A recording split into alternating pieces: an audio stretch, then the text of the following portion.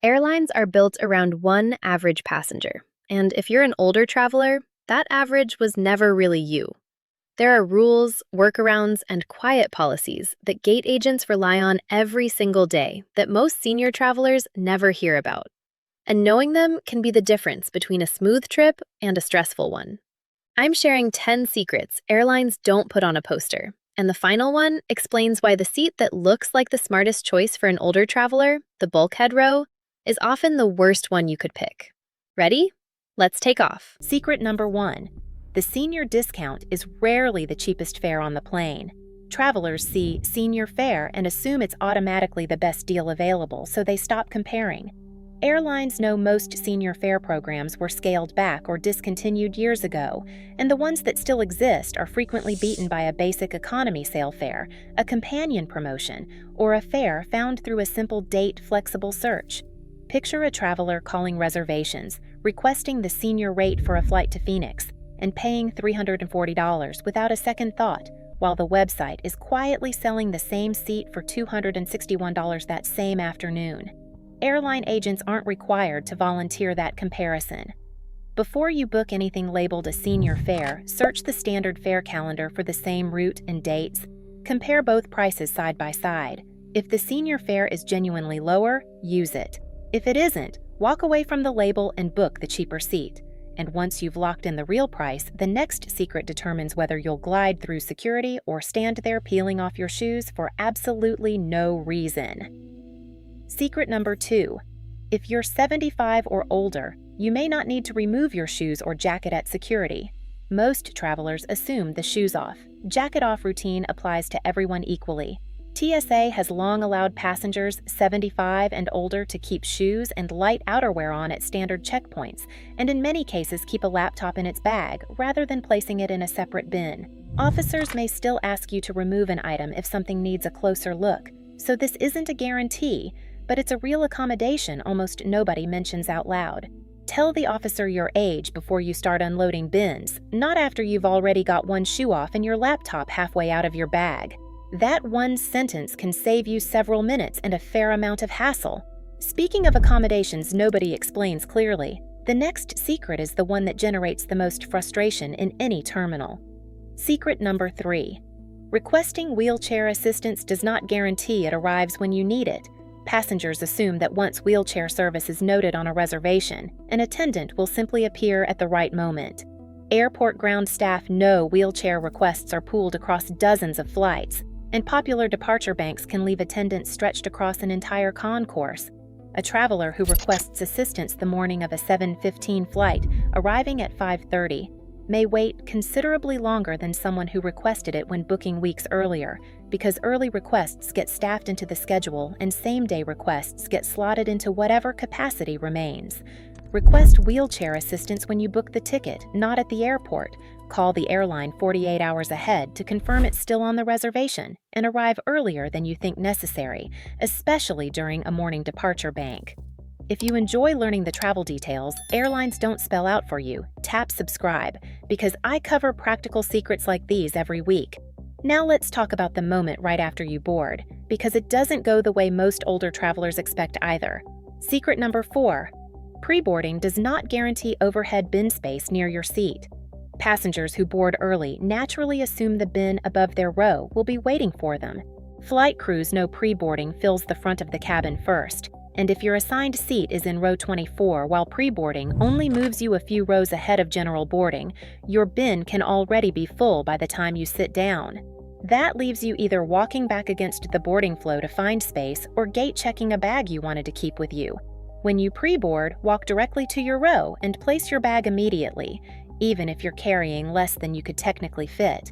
If your row's bin is already full, ask a flight attendant for a spot near your seat rather than accepting a bin rows away, since retrieving it on arrival can turn a quick exit into a long, awkward wait in the aisle. And that same walk to your seat introduces a rule that quietly protects far more than your carry-on. Secret number 5. Medical equipment doesn't count against your carry-on limit. Many travelers assume a walker, a folding cane, a CPAP machine, or a portable oxygen concentrator counts as one of their allotted bags, so they either leave something useful at home or pay to check something they shouldn't have to. Airlines are required to carry qualifying mobility aids and medical devices in addition to your standard carry-on and personal item, generally at no extra charge and without counting toward the bag limit. Bring documentation for anything unusual, like an oxygen concentrator's FAA approval sticker, and mention it clearly at check-in and again at the gate so it's noted on the flight, rather than debated in the boarding line. Now pause for a second because the first 5 secrets were about getting through an ordinary travel day. The next 5 are about what airlines actually owe you when that day goes sideways, and this is exactly where the gap between what seniors assume and what the rules actually say gets the widest. Secret number 6. If your wheelchair or mobility device is damaged in transit, the airline generally has to repair or replace it, not just apologize for it. Passengers who watch their folded wheelchair emerge from the cargo hold with a bent frame often assume they're stuck filing a claim and hoping for partial reimbursement, similar to a lost suitcase.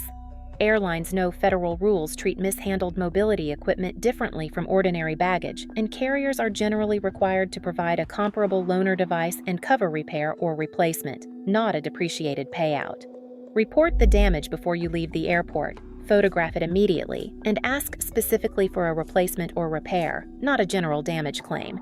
Don't accept a cash offer on the spot if it sounds lower than the device is worth. Secret number 7. A medical event on board doesn't automatically mean the flight turns around, and Medicare almost never follows you past the border. Passengers assume a serious health issue in the air guarantees an emergency landing and assume their regular health coverage travels with them. Crews know most in-flight medical situations are handled with onboard equipment, ground-based medical support by radio, and any volunteering medical professionals on the flight, with a diversion reserved for situations that genuinely require it. Meanwhile, Medicare typically does not cover care received outside the United States, which surprises travelers precisely when they need coverage most. Carry a card listing medications, conditions, and an emergency contact where a flight attendant can find it quickly, and buy travel insurance with medical coverage for any trip outside the country, treating it as part of the ticket price rather than an optional extra. Secret number 8. Dedicated bereavement fares have quietly disappeared from most major airlines, but that doesn't mean flexibility is gone too. Travelers who need to fly on short notice for a family emergency often ask for the bereavement rate by name and get told it no longer exists, then assume nothing can be done. Airlines know that even without a named discount program, agents can often apply compassion-based fee waivers, same-day change flexibility, or a fare class adjustment when the situation is explained clearly and calmly. Call reservations directly rather than relying on the website. Explain the circumstances in 1 or 2 sentences, and specifically ask what flexibility is available since the help now lives in agent discretion rather than an advertised rate. Secret number 9. If you've requested wheelchair assistance, the airline's official minimum connection time is not really your minimum. Passengers see a 50-minute connection listed as bookable and assume the airline has already accounted for everything they'll need. Ground staff know minimum connection times assume a passenger who walks briskly and needs no help at all, and coordinating an aisle chair, a jet bridge wait, and an attendant handoff between 2 flights can eat most of that cushion before you've gone anywhere.